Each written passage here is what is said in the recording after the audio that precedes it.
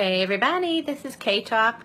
So we're right up close to Christmas, just a few days away. And there's a lot of hurting people. And so many of my friends, I want to say I could count them on two hands and then some, of people that are going through some really heartbreaking, traumatic situations right now. Whether you've lost a loved one, somebody that you love has been diagnosed with cancer, somebody in your family's been incarcerated.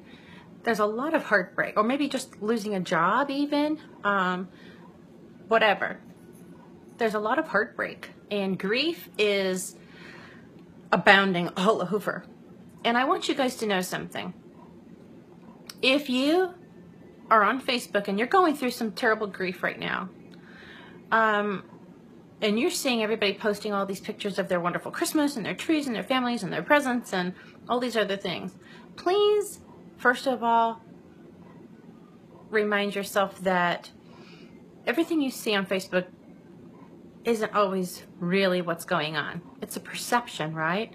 We don't see behind the picture. We don't know what's going on behind who's taking the photograph, number one.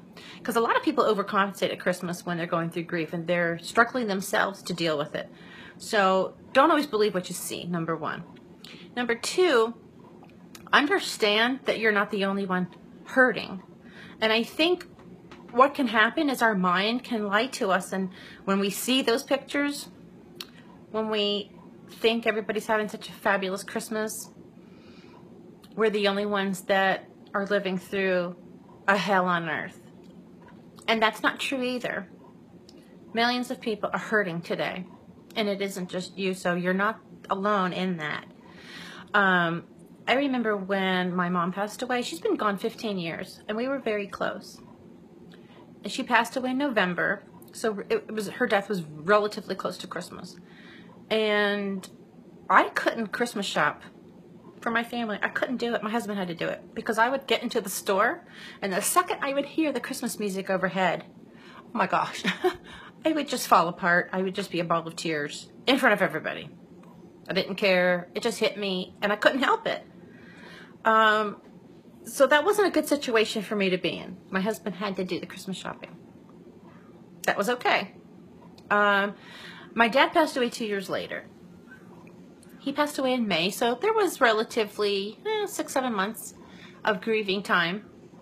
Although the first couple of months, I don't even remember that time in my life. It was just such a fog. You know how you walk in kind of like a fog? I don't even remember it at all. I remember nothing about it. But that Christmas without him, it hit me like a ton of bricks that now I have no more parents. I am parentless. And all I kept thinking is, I'm an orphan, you know? So I wasn't just grieving him. Now I was grieving the fact that I was now parentless. And subsequent years after that, we would go to Minnesota to visit my husband's family. And they're such awesome people, so this isn't a reflection on them. But they would reminisce, as a lot of families do at Christmas, right? They talk about when their kids were little and what they did at this Christmas and that Christmas, and different milestones when somebody lost teeth and all these different things. And it hit me then that I no longer had anybody that I could reminisce with. I have nobody that has any recollection or memory or anything of my childhood. It's gone like that. Don't have it.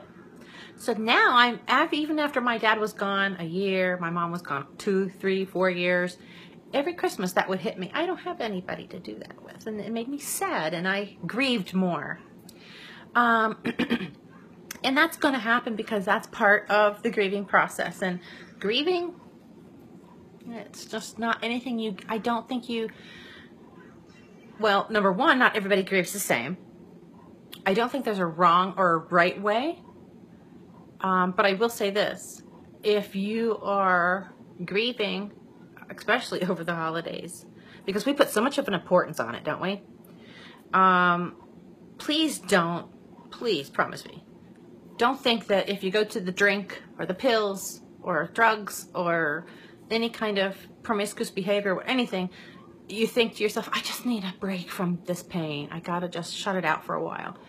Please don't do that. Promise me you won't do that, because in essence, all you're doing is you're prolonging the healing process, and you're prolonging the grief stages, because we have to go through those stages of disbelief and anger and sadness and all these different stages. We have to go through it. We have to walk through it. I mean, it's inevitable. But if you prolong it, it hurts worse when you do that, because you're hurting longer than you have to. And look, I'm not saying that the time heals all wounds, because it doesn't. But you know, I've thought about this many times over the years about grief. And an analogy that I see in my mind is grief when you lose somebody you love, let's say. It's this huge, bleeding, gaping hole. And it hurts like nothing you've ever experienced in your life. It's so painful. In time, you're able to cover that wound with some gauze. You're able to cover it up. You can function a little better. More time will go by. And you can then replace the gauze with, oh gosh, maybe one of those really big bandages that, remember when we were kids, our moms would put those on our knees, those big rectangular sized bandages. So that we can put that on our wound, and we're able to function a little better. And more time will go by, and pretty soon we can cover that wound with a band-aid, you know, like a band-aid you put around your finger. And before too long after that, the wound now has a scar on it. The scar is there. It's permanent. It's not going anywhere. It is a constant reminder of the pain you had. And sometimes scars can still hurt. Have you ever noticed that? If you've ever had an operation, that you feel like there's nerve endings in there that kind of twing and yank sometimes. So sometimes that scar is still painful. It doesn't take away what happened. It doesn't take away the pain that you felt the whole time that you were healing, which is your grieving process. But you have that scar, and these scars of losing someone are always with us. We carry them around. And our mind will open that wound up sometimes, won't it? If we hear, especially at Christmas, a certain song, we smell something. So I want you guys to know that you're not alone. I don't have a magic recipe to make it better, and I can't take it away. If I could, oh my gosh, I would in a second. But I want you to know that you're not alone, and walk through the process, feel it. If you smell something that triggers a painful memory, or even a good memory, and that flood of tears comes to you, it's okay. And I know that, let's put it this way, I'm not going to say Christmas is just another day, because it's not. It's a special day. But maybe during Christmas, think about some of the things I talked about. I hope it helps you a little bit. And just know you're not alone, and I love you so much. Talk to you later. Bye.